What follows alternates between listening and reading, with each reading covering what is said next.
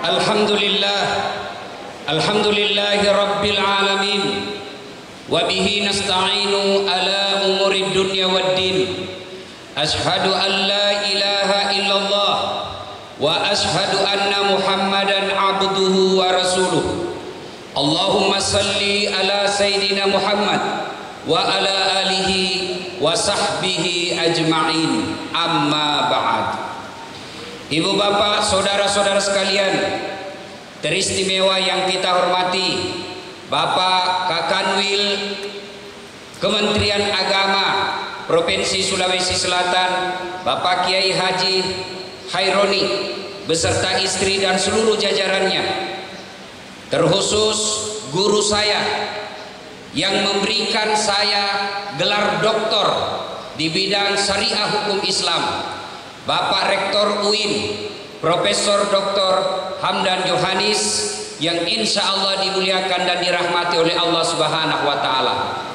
Juga yang saya muliakan orang tua saya yang sekaligus kadang saya anggap kakak saya, Gubernur Provinsi Sulawesi Selatan pada zamannya, yang banyak membantu saya ketika saya sekolah, Bapak Haji Muhammad Amin Syam, yang insya Allah dimuliakan dan dirahmati oleh Allah Subhanahu wa Ta'ala. Mohon maaf, kali ini saya bukan mau ceramah. Di depan saya banyak guru. Saya masih ingat waktu saya masih SMP di kampung saya, Kiai Haji Sagena sering ke masjid saya di kampung di Desa Bungi ceramah. Waktu itu masih muda, sekarang masih muda tapi semangatnya saja yang muda. Di sini banyak guru-guru, banyak ulama, banyak kiai, banyak ustadz. Lalu kenapa Pak penyuluh agama meminta saya ceramah? Bukan karena saya cerdas, bukan karena saya pintar dan menguasai ilmu agama, tapi sayalah yang paling banyak followernya di tempat ini. Saya yang paling banyak penontonnya di sini. Kenapa? Karena saya ahli di bidang komunikasi. Jadi saya bukan ahli di bidang agama, tapi macaka maleco-leco ada. Orang Bugis ya. Kalau ahli agama, saya tidak pantas berdiri di tempat ini. Tapi saya yang banyak penontonnya di YouTube. Bapak tahu penonton saya di YouTube per hari ini 151 juta. Apa? Kita kalah, Prof. Ampun Prof, tapi kalau bicara ilmu, saya hormat sama Prof ya. Ibu bapak, saudara-saudara sekalian yang saya hormati, saya diberi amanah untuk bercerita tentang moderasi beragama dikaitkan dengan Isra dan Mi'raj. Ini pekerjaan bukan gampang. Satu, kita harus menguasai sisi sejarahnya. Satu pihaknya lagi, kita harus mengaktualisasikannya dalam kehidupan sehari-hari. Apa hubungannya Ustaz? Berat, tapi kita coba-coba menghubungkan.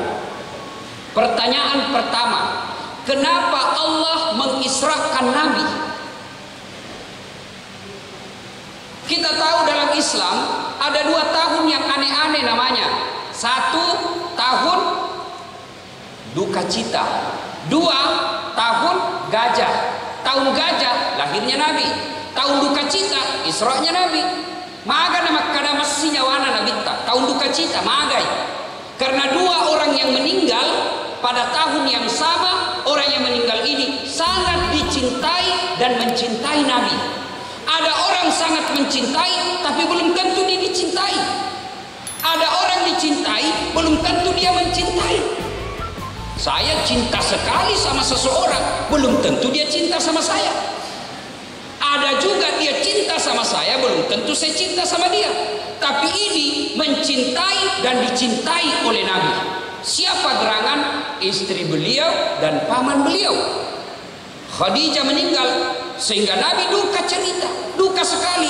Sehingga Nabi dalam keadaan duka itu mengeluarkan kalimat, barang siapa seorang istri meninggal dunia lalu suaminya berduka terus mengenangnya, maka itu ciri-ciri istri penghuni sorga. Jadi kalau ibu-ibu nih besok-besok lebih dulu mati, Nah suami tak berduka terus, ya Allah makasih males cepat sekali mati istriku, ya Allah kenapa meskipun dia jelek tapi ku sayang ya Allah, rasanya hilang separuh napasku. Itu ciri-ciri penghuni surga ibu. Tapi kalau sebaliknya ibu meninggal, langsung suami tak membelakang masuk kamar berteriak merdeka. Nah karena dia balak. Tuh, lagi berduka. Ketika Nabi berduka, dikasih hiburan. Apa hiburannya? Bukan ke Tanjung Bunga berenang, banyak ubur-ubur. Kemana? Ancol, banyak masalah di situ. Ke Bali, lebih banyak lagi pantat berkeliaran. Lalu kemana? Allah kasih hiburan apa? Ketemu dengan Allah. Subhanallah, ketemu dengan Allah. Saya saja waktu diundang Isra Mi'raj tingkat kenegaraan, di WhatsApp saya sama Pak Menteri, Ustadz, Kementerian Agama memohon dengan hormat untuk Ustadz ceramah tingkat kenegaraan di Istana Negara. Itu WhatsAppnya sampai sekarang saya belum hapus. Dan waktu saya terima itu, Pak Prof, saya pulang kampung. Saya kasih lihat sama sepupuku di kampung itu WhatsApp. Hei, ita kocule bos. Si kampungmu Coba, saya sudah bangga. Baru menteri yang undang hadir di istana. Padahal istana itu mengerikan. Kenapa mengerikan? Semua orang mau masuk dan pada akhirnya keluar. Lebih enak rumah tak, nggak ada yang ganggu ki. Nggak keluar-keluar kecuali bayar cicilannya. Masya Allah, saya senang betul. Ini baru manusia yang undang. Kita sudah bangga, setingkat menteri kita sudah bangga. Gimana kalau Allah yang mengundang? Maka Nabi dihibur, diberikan hadiah. Hadiahnya apa? Itulah sholat. Makna pertama, begitu ada masalah, jangan pernah bercita-cita menjauhi Allah. Bagaimana cara mendekati Allah? Kasih terapi. Allah didekati bukan dengan cara apa? Berpikir tidak. Allah salah satu mendekatinya yang paling efektif, sholat. Maka kita sekarang juga tahun duka cita. Tahun duka citanya apa? Ada pandemi.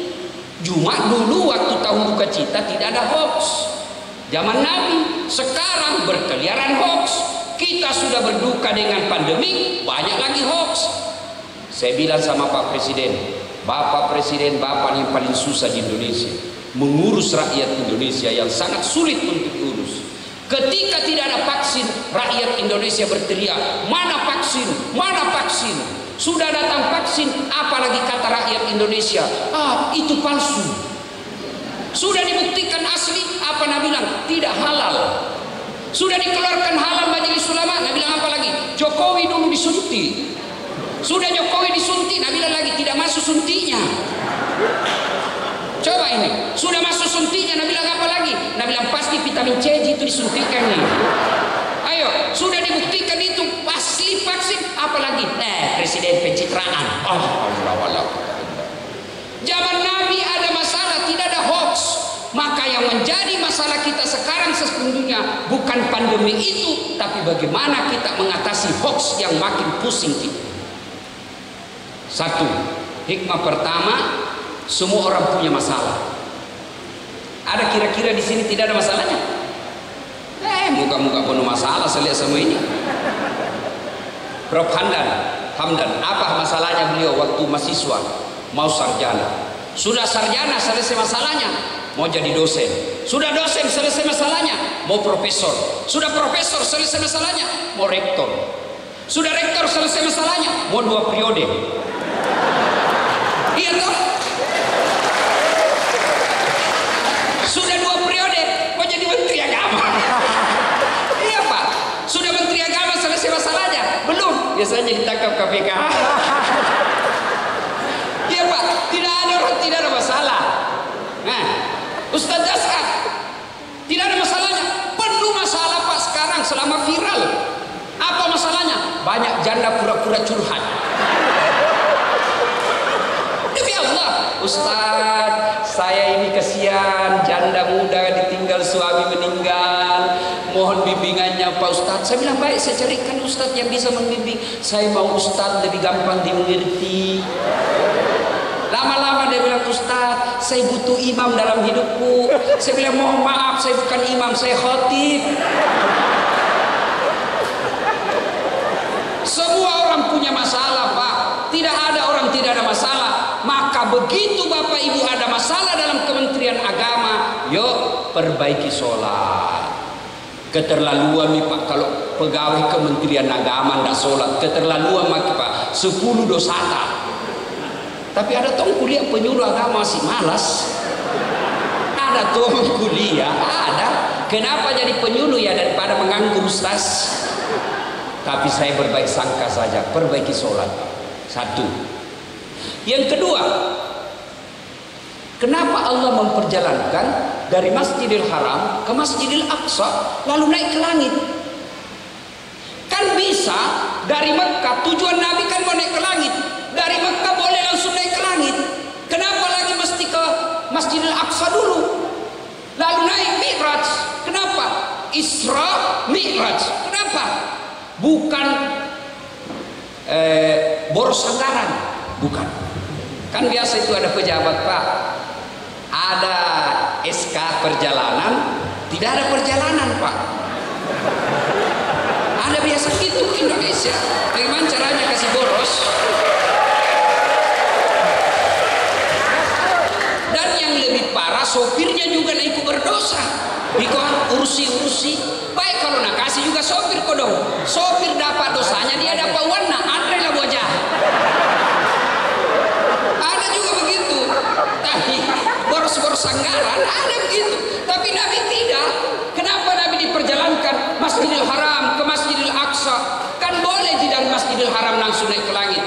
Ternyata ini Allah ingin memberikan pelajaran kepada kita bahwa dalam beragama harus ada keseimbangan. Dalam beragama harus ada keseimbangan. Apa keseimbangan itu? Hablum minallah, hablum minan nas. Pakesingi ampe-ampemu padamu rupa tahu, pakesingi toi, pangagatangamu lori puangi. Perbaiki hubunganmu kepada sesama manusia, Isra. Tapi jangan lupa sempurnakan pula hubunganmu kepada Allah, Mi'raj. Orang yang baik saja hubungannya kepada manusia, tapi tidak baik hubungannya kepada Allah, bukanlah orang moderasi beragama. Begitu juga sebaliknya, orang yang baik kepada sesama manusia, tapi jelek kepada Allah, atau baik ibadahnya kepada Allah, jelek kepada tetangganya, bukanlah orang yang baik di sisi Allah. Harus seimbang. Itulah yang kita sebut dengan istilah kita orang beragama, hablum minallah, hablum minan nas. Mari kita lihat. Ada orang bagus sekali agamanya, berjamaah setiap saat di masjid, Senin Kamis dia puasa, tahajud tiap malam, ngajar ngaji di masjid, tapi dia tidak punya kepedulian masyarakat. Saya kasih contoh. Ini ustadz ini yang baik agamanya, hablum minallahnya baik, tapi tidak punya amar ma'ruf nahi munkar. Datanglah investor di sebuah daerah dekatnya masjid, bangun. Yang dekat masjid ini bangun apa? Mulailah dia bangun tempat minuman keras. Datangin kodong anak muda yang baru hijrah. Ustaz, itu ada orang bangunan Ustaz, gardu-gardu, warung-warung, tempat minuman keras. Apa dia bilang? Enggak apa-apa, yang penting kau enak beribadah di masjid. Oke, kan biasanya kita begitu. Yang penting dia nak ganggu ki, biar nih yang penting dia nak ganggu kita. Sudah. Oke, lama datang lagi di pemuda hijrah. Pak Ustadz, ini bukan cuma jual minuman keras, dia sudah jual narkoba. Anak-anak kita sudah banyak yang ke sana Ustadz. Anak-anak remaja kita sudah banyak yang ke sana minum-minum. Kata ini Ustadz, tidak apa-apa. Yang penting bukan kita, aman-aman saja. Lama datang lagi Ustadz, makin ramai di sana Ustadz, makin besar bangunannya dan makin ribut musiknya. Apa katanya? Tidak apa-apa, yang penting kita tidak diganggu. Makin lama makin banyak pengunjung, akhirnya apa? Masjidnya digusur. Kenapa? Karena lebih banyak yang batil daripada yang baik. Digusur, mau melawan apa? Di beta mako. Inilah yang disebut hubungan kepada Allah harus baik, tapi hubungan kepada sesama manusia juga bagus. Nah, biasanya yang merusak ini moderasi kita yang biasa, ada orang baik beragamanya kepada Allah, tapi jelek hubungannya kepada manusia. Kan pernah Nabi ditanya, Nabi bertanya, "Atadruna manil muflis?" Kau tahu siapa yang bangkrut nanti di akhirat? Siapa yang bangkrut nanti di akhirat? Nabi bertanya, yang tidak sholat ya Rasul, dia sholat. Yang tidak puasa ya Rasul, dia puasa. Yang tidak haji padahal mampu, dia haji. Yang tidak bayar zakat ya Rasul, dia bayar zakat. Kalau begitu siapa yang bangkrut ya Rasulullah? Jarusu wa khati'ur rahim, tetangga yang jahat sama tetangganya dan yang memutuskan tali persaudaraan. Heran sahabat, kenapa bisa? Dia kan baik puasanya, baik sholat, bilang cocok. Tapi ketika dia setor amalnya, ya Allah, ini sholatku. Datang temannya di kantor kementerian, tunggu dulu Tuhan, memang dia baik sholatnya itu, tapi pernah kena fitnah. Katanya mobilku hasil korupsi. Gara-gara fitnahnya, saya tidak naik pangkat, dimutasi ke Kudung, ke tempat yang tidak ada jaringannya. Gara-gara fitnahnya, saya menderita. Allah berfirman, ya sudah, ambil sholatnya. Habis sholatnya, dia setor lagi puasanya. Ya Allah, ini puasaku. Datang lagi, pernah tahu nggak itu satu kantor? Nah, fitnah kak, katanya anakku yang lurus rambutnya bukan anaknya suamiku, karena suamiku keriting rambutnya. Dia tidak tahu anaknya lurus rambutnya karena sudah direbonding. Gara-gara fitnahnya, saya juga dimutasi. Nah, sudah, ambil sholatnya. Habis puasanya, habis sholatnya, habis semua amalnya, masih ada yang datang. Tuhan, saya juga pernah sama-sama caleg di Makassar. Sudah miku jual rumahku, habis uangku 2 miliar. Gara-gara fitnah yang disebar tidak benar, saya kalah ya Allah. Saya mau melapor di polisi, temannya polisi. Ah sudah kalau begitu. Dia bilang, bagaimana caranya Tuhan? Nah, habis amalku. Tidak ada kebatilan yang tidak ada balasannya hari ini. Supaya adil, ambil dosanya orang yang pernah kau aniaya. Inilah perlunya memperbaiki hubungan kepada sesama manusia. Ada memang orang itu pak, hitam jidatnya gara-gara sholat, tapi newa mana tuh si balik si salah-salah. Depan rumahnya bertengkar gara-gara got. Ustaz itu ustaz. Sebelah kirinya rumahnya bertengkar gara-gara apa? Binatang ternaknya. Sebelah kanan rumahnya bertengkar gara-gara apa? Bunganya, janda bolong.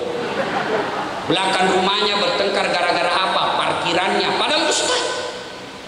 Orang seperti ini bukanlah orang yang baik. Nabi pernah ditanya, ya Rasulullah, siapa sesungguhnya orang baik itu? Apakah orang ibadahnya luar biasa kepada Allah? Bukan, kata Nabi, bukan sekedar itu. Khairun nas anfa'uhum linnas. Sebaik-baik manusia di antara kalian yang paling banyak manfaatnya buat orang lain. Nah, ibu bapak, saudara-saudara sekalian, kita tidak usah bahas lebih panjang soal ini.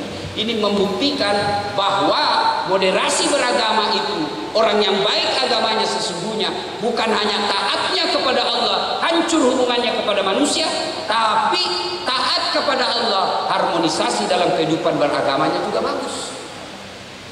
Yang biasa merusak juga kita sebenarnya itu apa? Merusak keseimbangan. Apa pak? Kesombongan. Dan sombong itu kata Nabi 4 pemicunya. 1, ilmu. Tadinya waktu kita bersamaan di SMA biasa-biasa, waktu kuliah di syariah biasa-biasa, tiba-tiba profesor doktor, mulai sombong. Jangan sombong gara-gara ilmu.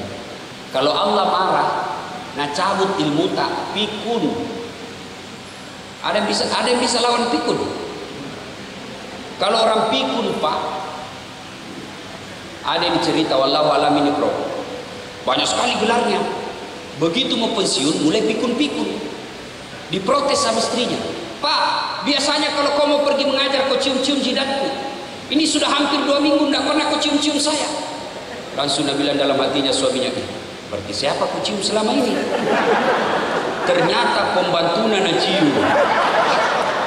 Mau sombong tidak bisa dibedakan mana pembantu mana istri. Tapi jangan juga modus Pak, mentang-mentang sudah dengar begini dia pura-pura masuk pembantu, didapat sama anaknya kan kukira mamamu nak Fred. Jangan sombong gara-gara ilmu. Ada keilmuan yang sombong, ada ciri-cirinya tidak mau menerima perbedaan pendapat. Ada juga itu memang ustadz Pak, baru belajar agama 3-4 bulan, itu pun melalui YouTube. Itu yang kadang-kala anak-anak menggelari dirinya pemuda hijrah, yang bicaranya selalu Arab-Arab. Afwan, jazakallah, kaifa haluk ya akhi, ya ukhti, kullu nafsin sa'iqatul maut.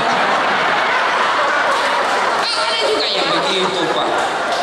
Santai mako bos, beragama kita rasa-rasanya neraka aja terus diceritakan kita. Bikin judul ceramah 140 kesalahan orang yang sholat. Banyak itu salahnya, nah rukunnya saja cuma 13. Ada juga yang begitu Pak, kesalahan-kesalahan orang yang sholat berjamaah. Begitu saya baca kesalahannya apa, jabat tangan selesai berjamaah, doa bersama selesai berjamaah. Baru kurang ajarnya tidak punya adab. Dia tidak mau jabat tangan, tidak mau doa bersama, duduk paling depan. Begitu selesai, assalamualaikum, langsung lompat. Langsung saya ketemu pantanya di belakang kok, kalau mau langsung lompat. Lompat orang tua, tidak ada adabmu. Ya ada yang begitu Pak. Semua salah. Rasa-rasanya hanya dia yang pegang pintu surga sama neraka. Ini salah, ini bid'ah. Kenapa bid'ah? Tidak ada pada zaman Nabi. Saya bilang, kok pakai mic kalau ceramah kok?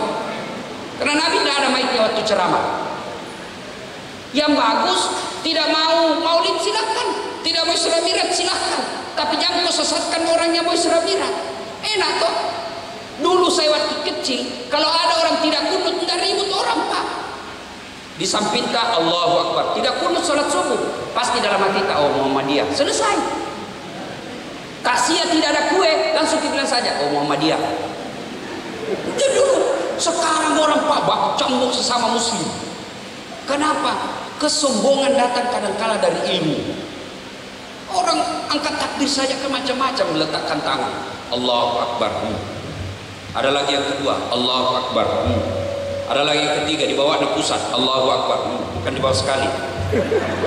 Ada lagi Allahu Akbar, lurus. Mana kau pakai? Silakan kau pakai. Jangan kau salahkan orang yang pakai yang beda sama kamu.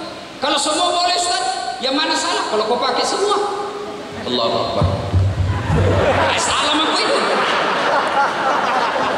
Jelas toh?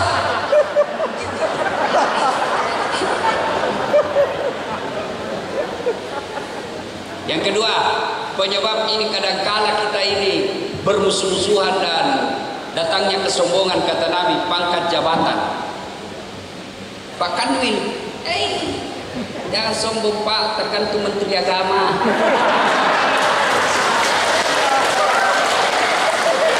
Biar Pak Menteri Agama mau, kalau istrinya boleh tidak setuju, tidak jadi Pak. Apa kita mau sombongkan dengan jabatan? Saya ketemu teman-teman saya polisi, kau jangan sombong karena pangkat jabatanmu bintang 1, bintang 2 sampai bintang 7. Jangan kau sombong, kau tidak bakal pensiun, itu hilang itu bintangmu. Saya ketemu sama pejabat-pejabat gubernur, bupati, jangan sombong. 20 tahun saja masamu, 10 tahun lewat kau masih pakai itu bintangmu, gambar garudamu, sudah 10 tahun kau mau pakai lagi. Nah bilang kau orang gila. Apa kita mau sombongkan dengan pangkat jabatan? Yang ketiga membuat kadang-kala orang sombong, harta kekayaan. Apa yang kita mau sombongkan dengan harta? Allah marah, betul masih banyak wanta, betul masih banyak tabungan. Allah titipkan satu penyakit, tidak ada bisa dimakan. Dilarang makan nasi. Uang 4 miliar, dilarang makan nasi. Apa enaknya bos? Saya pernah diundang ceramah di Roma. Tahu jaki Roma ibu? Ibu tahu Roma? Dekatnya Sudiang. 2 hari saya ceramah sangin spaghetti nak kasih ke sama roti. Kemudian saya ini perlu bugis bos, tidak mempan kalau roti, carikan nasi. Itu baru 2 hari. Ini dilarang makan nasi, dilarang makan garam, dilarang makan gula, dilarang makan daging, dilarang makan, semua dilarang. Apa yang bisa makan? Ubi rebus. Wajah babi dia ubi rebus tidak makan. Apa kamu sombongkan dengan hartamu? Apalagi yang membuat orang sombong yang kadang-kala mengganggu moderasi kita dalam beragama. Apalagi itu bertambahnya ibadah yang tadinya Pak Botoro tiba-tiba hitam jidatnya. Dianggap enten semua orang. Orang kaya sombong, temannya setan. Pejabat sombong, temannya setan. Ilmuwan sombong, temannya setan. Orang taat beribadah sombong, temannya setan. Tapi orang masih bilang, iya tahu wajarlah dia sombong. Kan Will, wajar dia sombong. Rektor UIN, profesor muda, wajarlah. Tapi orang masih, teman setan. Tapi orang masih, dia mengerti, dia kaya, tinggi campat, tinggi jabatannya, banyak uangnya, wajar. Tapi kalau kau mau pengangguran, jelek mukamu, nggak terkenal, sombong lagi. Bukan mau temannya setan, kau sudah jadi setan. Nah, ibu bapak, saudara-saudara sekalian. Nah, yang pertama tadi itu keseimbangan. Yang kedua, nilai-nilai moderasi dalam Isra Mi'raj. Kita semua sudah paham. Nabi selesai ketemu dengan Allah, kan turun. Begitu di langit ke-6, Musa bertanya, "Ya Muhammad, apa oleh-oleh dari Allah untuk umatmu?" Oh, Nabi senang. "Alhamdulillah Muhammad, saya dikasih perintah sholat 50 kali sehari semalam." Nabi bilang, "Musa,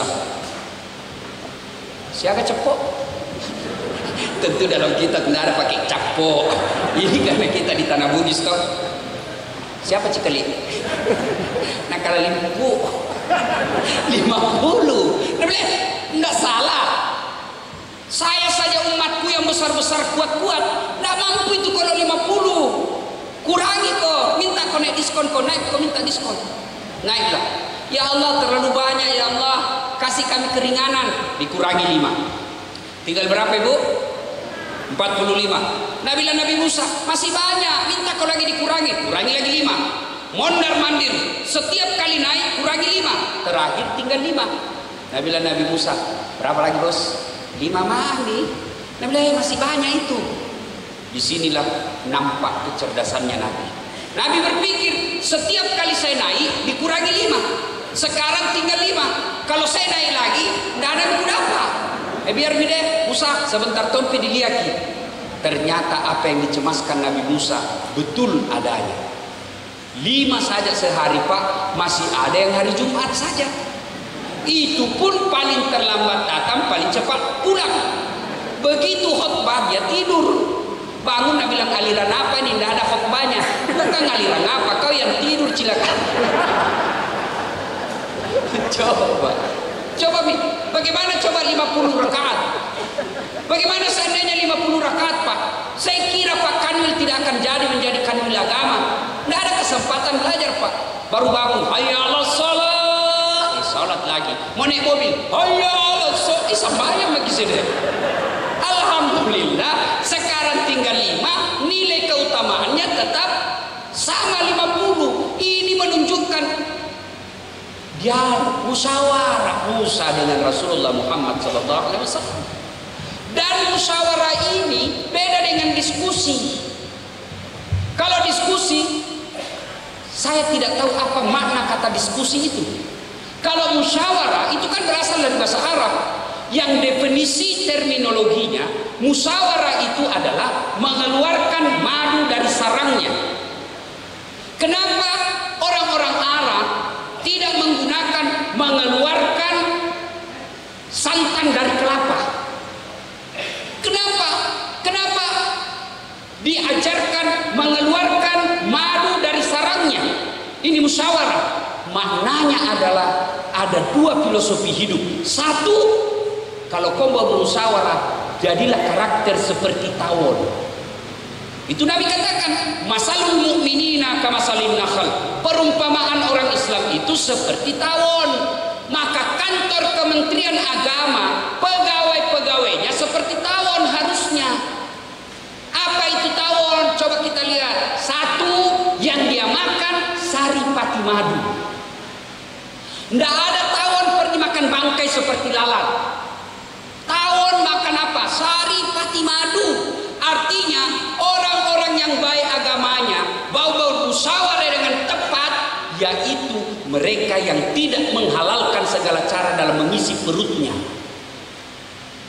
Maka kita hormat kepada Bapak Presiden Republik Indonesia yang telah mencabut legalitas minuman khamar. Saya bilang sama beliau, Pak Presiden, atas nama rakyat Indonesia kami mengucapkan terima kasih atas dicabutnya legalitas miras. Karena miras ini Pak bisa memabukkan orang. Dan orang kalau mabuk Pak hilang akal sehatnya. Tapi Bapak Presiden, ketahuilah ada mabuk yang lebih berbahaya daripada mabuk miras, yaitu mabuk cinta. Kalau mabuk cinta, berkeliaranlah wanita-wanita pelakor. Kalau mabuk cinta, berkeliaranlah bapak-bapak yang suka menipu istrinya, lebih mendapatkan istrinya orang lain. Pelakor, mabuk cinta. Tapi Pak Presiden yang saya hormati, ada lagi mabuk yang lebih berbahaya daripada mabuk miras dan mabuk cinta, yaitu mabuk kekuasaan. Kalau orang mabuk kekuasaan Pak, menghalalkan segala cara, bukan hanya menghancurkan dirinya, tapi juga menghancurkan negara. Kita lihat nih orang mabuk kekuasaan Pak, menghalalkan segala cara, sikut kiri kanan. Nah, ibu bapak, saudara-saudara sekalian yang saya hormati, madu, tawon yang dia makan yang baik-baik. Yang kedua, tawon itu yang dia keluarkan apa? Madu. Artinya kita pegawai Kementerian Agama khususnya umumnya orang Islam harus mengeluarkan yang baik-baik. Tutur katanya lembut, ahsin kalamak, haluskan kata-katamu. Karena telah diberikan pelajaran berharga bagi rakyat Indonesia. Ada orang hebat, dinilai dia diasumsikan bersih, diasumsikan hebat dalam memimpin, tapi mulutnya kotor, kasar, jatuh Pak. Maka dakwah jangan mengeluarkan kata-kata kotor. Dakwah jangan mengeluarkan kata-kata yang tidak disenangi oleh telinga kita. Disitulah sebabnya dibutuhkan ilmu dalam menyampaikan diksi yang tepat. Yang berikutnya, tawon itu dimanapun dia hinggap tidak ada ranting dan dahan yang patah. Artinya orang Islam tidak boleh menjadi biang kerok, dia harus menjadi rahmatan lil alamin, rahmat bagi seluruh alam. Soal ini Pak, belajar dari Rasulullah. Awal Islam 3 kali perang. Pertama perang Badar, menang mutlak orang Islam. Yang kedua, perang Uhud.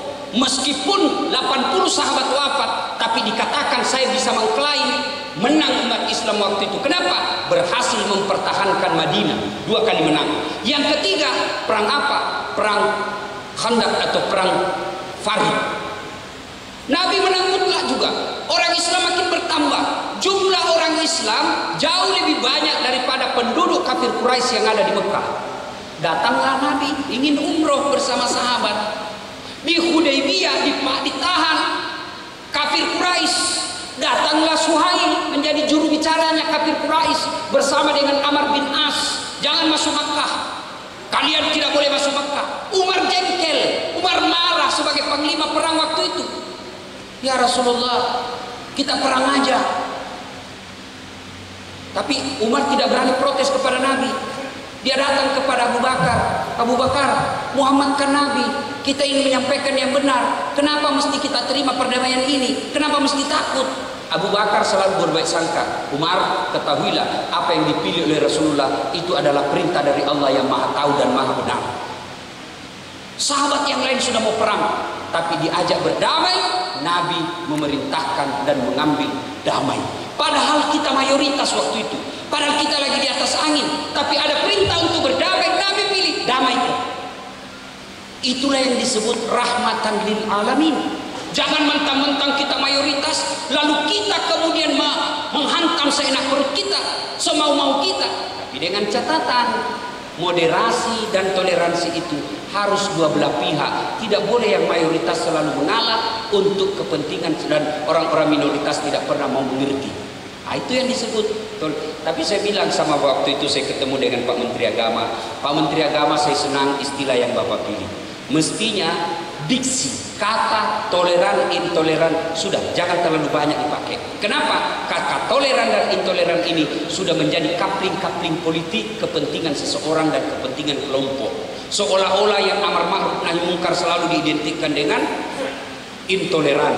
Seolah-olah mereka yang moderat ini selalu dikategorikan sebagai toleran. Sebaiknya kata toleran intoleran kita hapus dari kalimat pergaulan sehari-hari. Lebih kita pakai kata moderasi beragama. Kanan boleh masuk, kiri boleh masuk. Itulah moderasi beragama yang kita inginkan. Bapak Ibu saudara-saudara sekalian, contoh konkret dari moderasi beragama ini, lihat sholat jamaah. Kalau Bapak mau bicara soal moderasi beragama, lihat sholat jamaah. Kita lihat sholat berjamaah Pak. Ketika menjadi makmum siapa saja boleh. Tapi ketika menjadi imam tidak boleh sembarang. Kenapa? Imam ini menentukan. Kalau salah milih imam, kacau sholat jamaah. Contoh, penghafal Quran datang, pondok pesantren, Ramadan, disuruh jadi imam. Silakan kau jadi imam dek. Dia bacalah yang panjang-panjang. Hanya dia yang tahu dan hafal. Begitu dia bagi sholat, tiba-tiba ada cicak jatuh dekat telinganya. Kena telinganya stres. Namanya stres, hilang hafalan. Dia ingat-ingat apa sambungannya ini. Dia ingat, tidak bisa juga dia ingat. Terpaksa. Lama-lama dia bilang, tolong bantu di belakang. Dia bilang di belakang, saya juga tidak tahu. Tiba-tiba ada anak muda berteriak. Dia bilang, kalau begitu ya sudah mi, Allahu Akbar. Kacau sholat jamaah. Karenanya mau belajar moderasi beragama, nih. Kalau imam salah, apakah begitu salah imam begitu langsung ditarik? Salah kok Pak Imam? Tidak. Tapi apa yang umat jamaah ucapkan? Subhanallah. Kita puji Allah dulu, baru imam dengan besar hati tinggalkan syaf, tinggalkan jamaah karena sudah batal. Saya kentut, meskipun tidak ada yang tahu. Dia bilang sedikit Ustaz, nggak habis, tetap batal. Jangan mentang-mentang tidak ada yang dengar, tinggal di situ, kacau sholat jamaah. Yang berikutnya, moderasi beragama harus selain imam juga harus baik, makmum juga harus bagus. Karena kadang-kala juga makmum ini mengganggu kita. Ada juga makmum Pak, kayak dia paling soleh di dalam, mulai takbir nak ganggu memang maki Pak.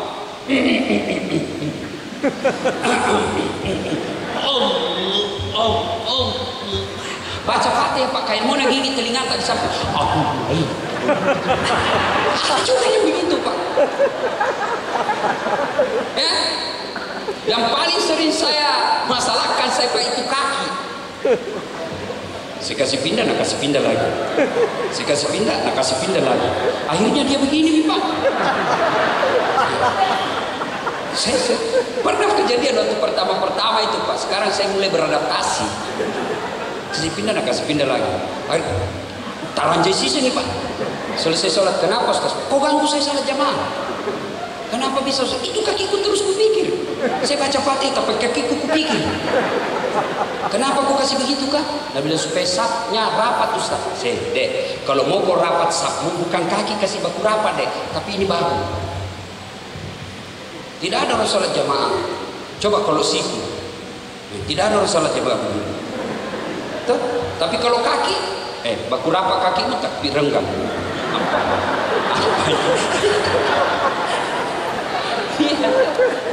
Boleh kok kasih begitu deh, tapi tanya dulu di sampingmu, Pak, boleh juga kasus ini begini? Kalau boleh, nak bilang boleh, baru. Tapi kalau jangan deh, kok ganggu konsentrasiku. Itu Pak, itu sholat jamaah. Coba lihat lima, sholat jamaah bersatu kita. Coba lihat sholat jamaah, mulai dari bahasanya kita sama Pak. Bayangkan kacaunya sholat jamaah kalau kita pakai bahasa masing-masing. Yang imam keturunan Arab dari Bone, dia takbir pakai bahasa Arab.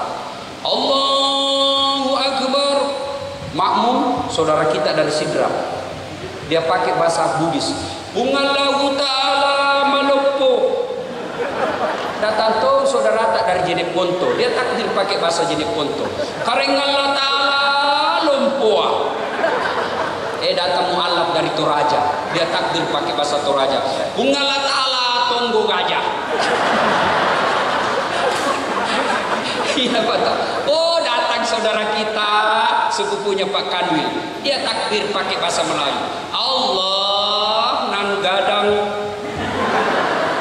Terakhir datang anak Betawi, anak gaul dari Jakarta, dia takbir abad gaul. Allah gede banget gitu loh. Kan kacau salat bos. Inilah Pak, nilai-nilai salat jamaah mengajarkan persaudaraan. Coba lihat orang salat jamaah Pak, mau kau dari Bugis dari apa, satu bahasa, tidak boleh pakai bahasa masing-masing. Kemudian lihat lagi arah kiblat kita satu.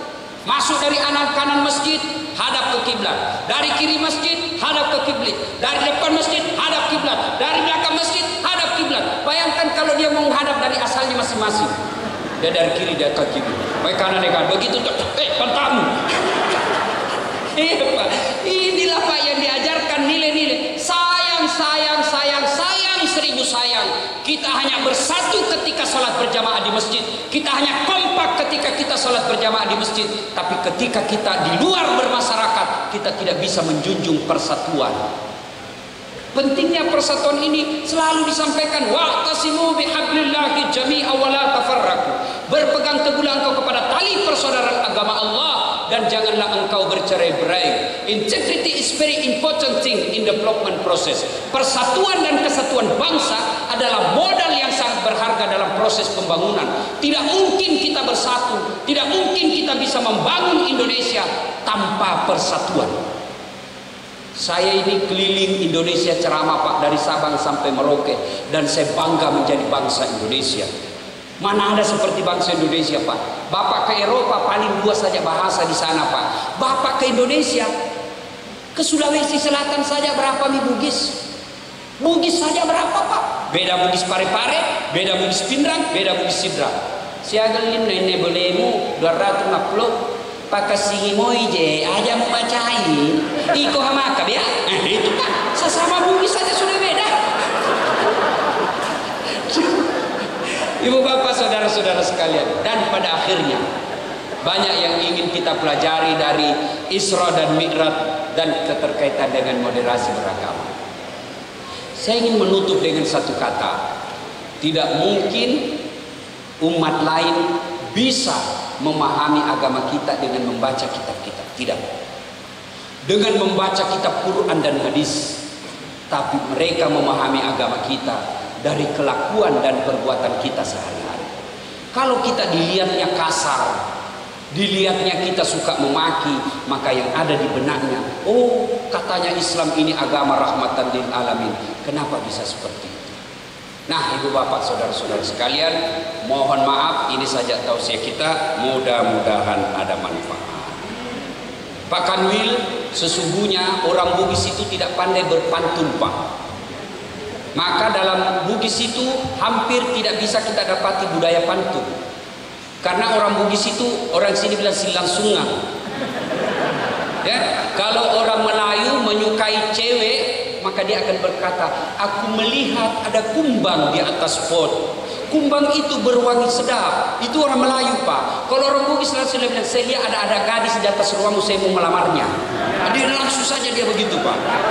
Maka hampir bisa dipastikan lelaki Bugis tidak ada yang romantis dalam bertutur kata, tapi dia romantis dalam bertindak.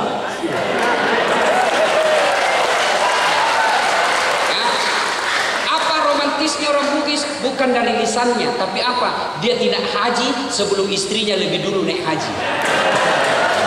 Apa romantisnya orang Bugis? Kalau dia pergi merantau, dia belum jemput istrinya sebelum dia sudah punya rumah untuk ditempati istrinya. Itu orang Bugis. Tapi menghargai Pak Kanwil yang berpantun, maka saya pun akan berpantun. Lebat batang padi jeramu, padi dipanen di pagi hari. Niat hati berpoligami, apa daya takut istri. Ada balasannya Bu. Burung cendrawasih terbang tinggi, mencari makan di pagi hari. Bukan kami takut istri, cuma istri lebih berani. Buah jeruk, buah pisang, buah nangka, buah kelapa, buah salak, buah durian, itulah buah-buahan. Assalamualaikum warahmatullahi wabarakatuh. Pak Kiai itu pemimpin kita di dalam doa. Buta manggil.